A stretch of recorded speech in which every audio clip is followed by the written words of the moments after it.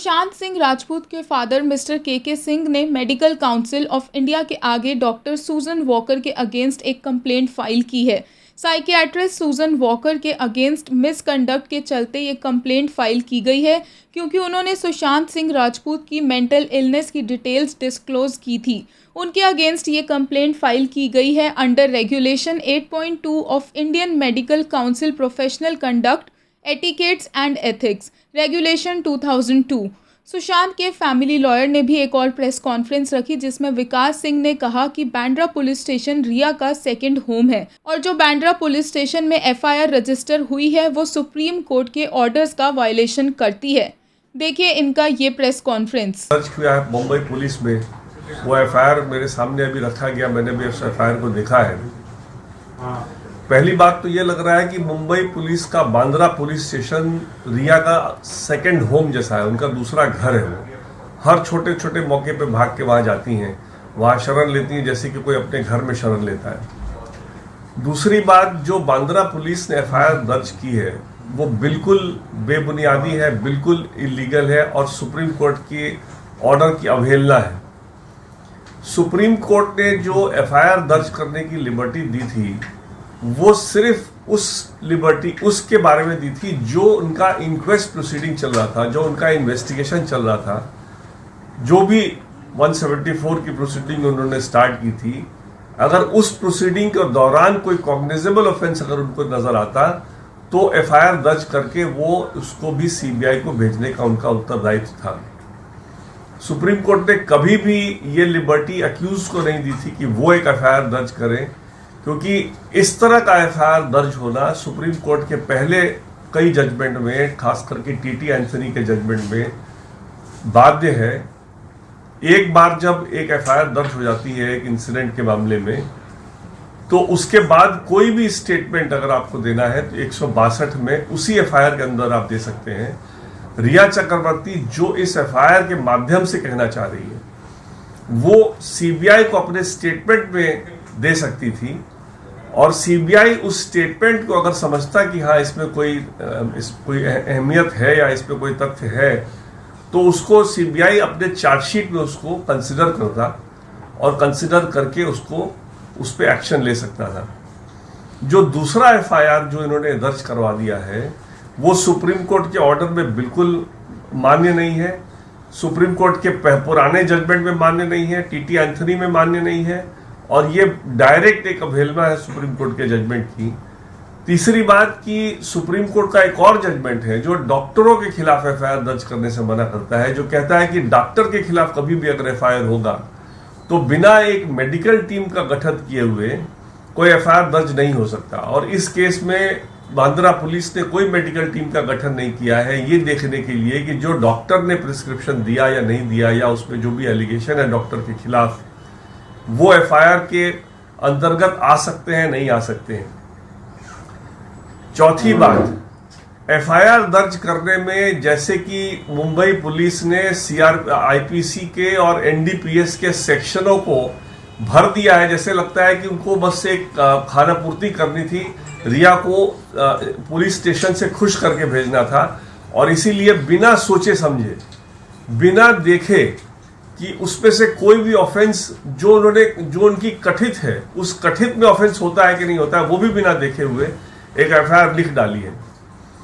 तो इसका तो बहुत ही सीरियस हम एक्शन लेंगे। क्या हम सुप्रीम कोर्ट में कंटेम्प्ट डालेंगे या क्वैशिंग डालेंगे या क्या डालेंगे वो हम फैसला लेंगे कुछ चंद घंटों में,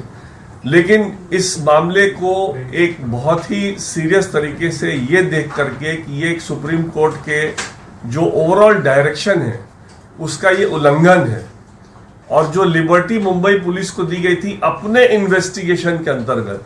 कि अगर जो इंक्वेस्ट प्रोसीडिंग कर रहे हैं अगर उसमें कॉग्निजेबल ऑफेंस कोई मिलता है तो उसके लिए एफआईआर दर्ज कर सकते हैं, उस लिबर्टी को इन्होंने अक्यूज्ड के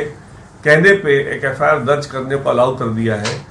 जो कि बिल्कुल गैर कानूनी है, बिल्कुल सुप्रीम कोर्ट की अवहेलना है और ये किसी भी हाल में इसको हम लोग आगे नहीं चलने देंगे। Shown an FIR got registered late last night by the Mumbai police. The first thought that comes to my mind is that Bandra police station looks like the second home of Riya Chakravarti. For every small incident, she runs to Bandra police, and they also permit her to sit and use the police station as if it's her own home or her drawing room. The FIR which has been registered is clearly illegal, clearly a contempt of the orders of the Supreme Court. The Supreme Court has very clearly said that if the Mumbai police, as part of its inquest proceeding, were to come across some cognizable offence in relation to the death of Sushant Singh Rajput, then that Mumbai police could refer to the CBI as well. The registration of a second FIR at the instance of the accused in this case is barred by Supreme Court, by an earlier judgment of Supreme Court, that is in the case of T.T. Anthony, where Supreme Court has very categorically held that if an FIR is under investigation and if somebody wants to give a different factual matrix to the same incident, then it can be done only by means of a statement under 162 before the police investigating that FIR, and it cannot be by a second FIR. So clearly what has been done is clearly firstly a contempt of the orders of the Supreme Court, both in the case of Riya Chakravarti as well as in the case of T.T. Anthony, because it is expected that any police officer before registering an FIR is expected to know the law, and he can't register an FIR in ignorance of law. The FIR also has been registered as if to oblige the accused, because sections of the IPC and the NDPS Act have been used liberally